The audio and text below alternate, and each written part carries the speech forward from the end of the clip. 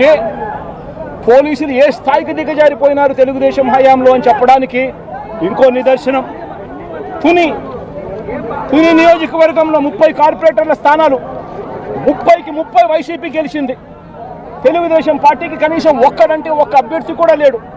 మళ్ళీ అలాంటి చోట ఎన్నికలు జరిగితే అలాంటి చోట వైస్ ప్రెసిడెన్సీని వయసుని ఎన్నుకునే ఎన్నిక వైస్ చైర్మన్ ఎన్నుకునే ఎన్నిక జరిగితే వైసీపీకి ఎలాగో వైసీపీ వాళ్ళను దౌర్జన్యం చేసి తీసుకునే పరిస్థితి లేకపోయేసరికి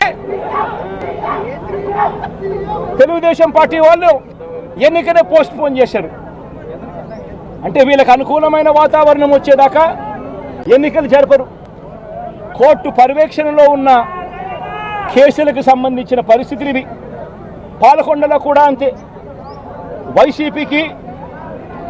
వైసీపీకి అందులో 17 ఉంటే తెలుగుదేశం పార్టీకి కేవలం 3.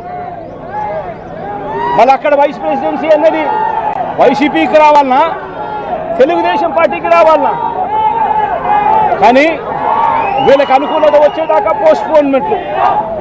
ఇలా ప్రతి సందర్భంలోనూ కూడా డెమోక్రసీని కూని చేస్తూ ఉన్నారు. పోలీసులను వీళ్ళు ఇష్టానుసారంగా వాడుకుంటా ఉన్నారు.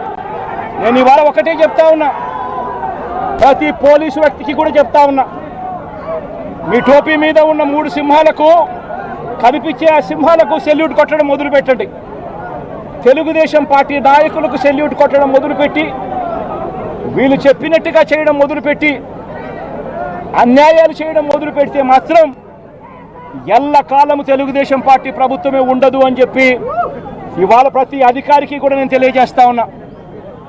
రేపొద్దున మళ్ళీ మా అధికారం వస్తుంది.